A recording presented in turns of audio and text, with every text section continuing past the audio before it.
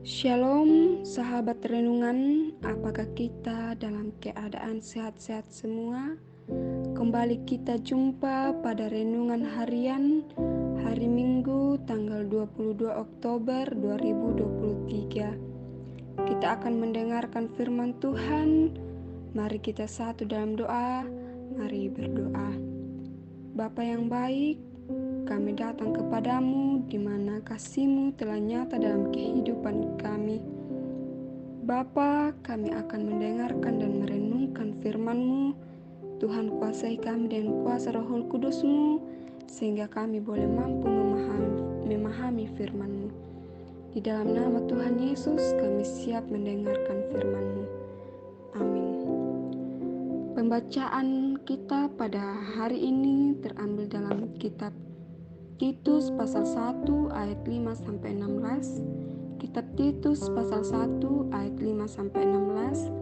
Lembaga Alkitab memberi judul Tugas Titus di Kreta, syarat-syarat bagi penatua penilik jemaat.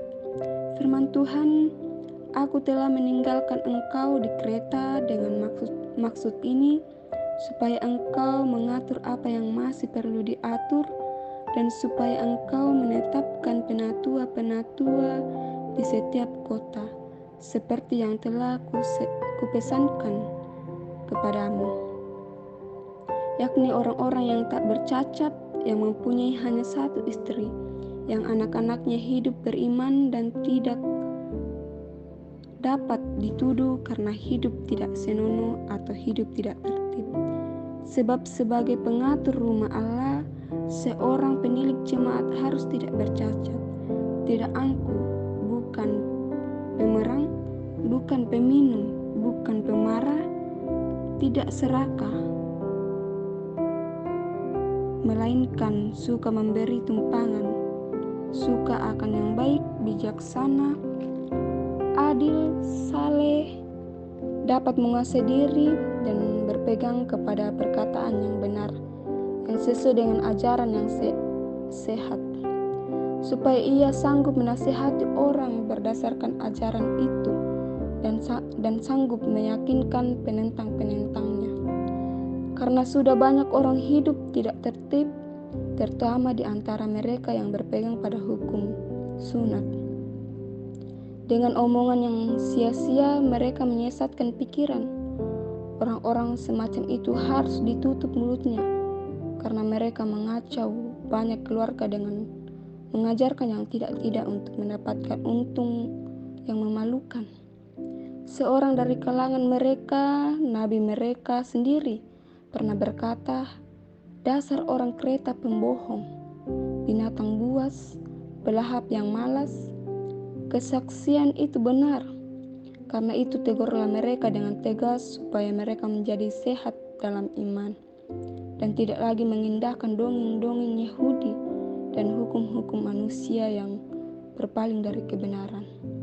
Bagi orang suci semuanya suci, tetapi bagi orang yang najis dan bagi orang tidak beriman, suatu pun tidak ada yang suci.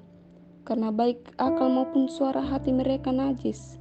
Mereka mengaku mengenal Allah, tetapi dengan perbuatan mereka menyangkal Dia. Mereka keji dan durhaka dan tidak sanggup berbuat sesuatu yang baik. Amin. Bapak, Ibu, serta saudara-saudara sekalian, tema perenungan kita pada hari ini yaitu pola hidup dalam iman. Pola hidup dalam iman. Dalam bahasa Toraja yaitu sangkaan natuo lan kapatonganan. Bapak, Ibu, serta saudara-saudara sekalian, dalam kitab Titus 1 merupakan nasihat Paulus kepada Titus untuk terus mengajarkan iman yang benar bagi orang di Kreta. Kerusakan iman yang tampak pada orang-orang di Kreta bukan tanpa sebab. Sekelompok pengajar sesat memberi ajaran sesat. Karena itu Paulus menugaskan Titus, sahabatnya, untuk memilih penatua-penatua yang berintegritas. Terkesan berat syarat yang diajukan Paulus dalam Pemilihan itu haruslah orang yang baik dari segala sudut pandang. Perilaku moral haruslah berkualitas baik secara pribadi maupun dalam keluarga. Juga dalam menyatakan pengajaran, seorang penatua haruslah memiliki pemahaman iman yang benar.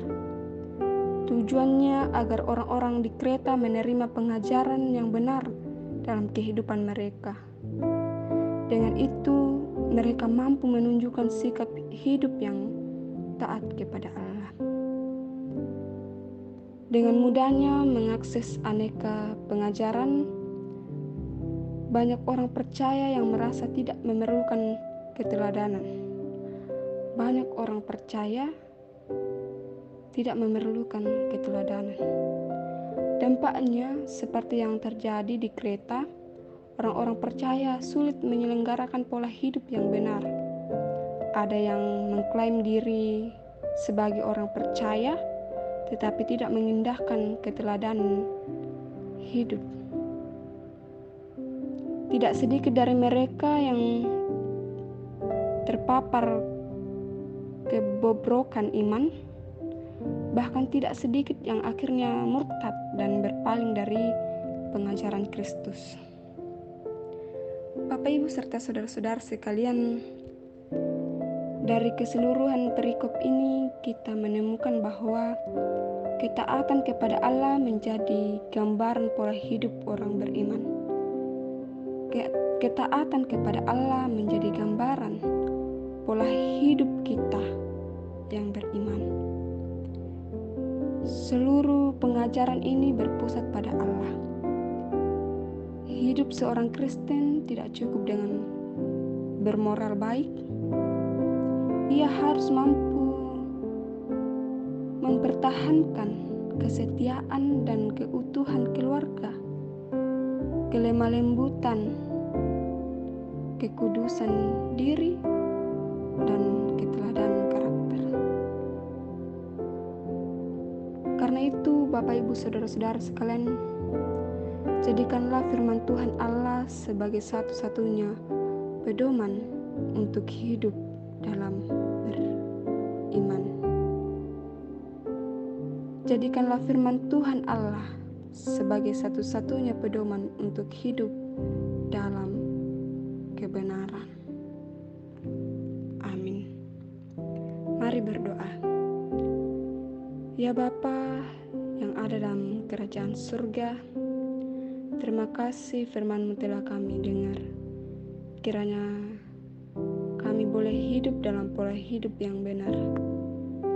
Bapa yang baik, seluruh bentuk pergumulan kami serahkan ke dalam tangan pengasihan-Mu. Kiranya Engkau memampukan kami dalam melewati masalah-masalah yang kami hadapi. Berdoa buat umat-Mu yang bersyukur dalam pertambahan usia. Tuhan terus berikan kesehatan, kekuatan, dan umur yang panjang kepadanya. Kiranya Tuhan terus memberkati di dalam seluruh langkah kehidupannya. Berdoa buat anak-anak dalam bangku sekolah. Tuhan berikan ketekunan, kepintaran, sehingga mereka boleh meraih apa yang ia cita-citakan. Itu semua sesuai dan seturut dengan kehendak Tuhan. Bapa dalam kerajaan surga, seluruh bentuk kehidupan kami serahkan ke dalam tangan pengasihan-Mu. Di dalam nama Tuhan Yesus Kristus, itulah Tuhan dan Juru Selamat kami yang hidup. Amin.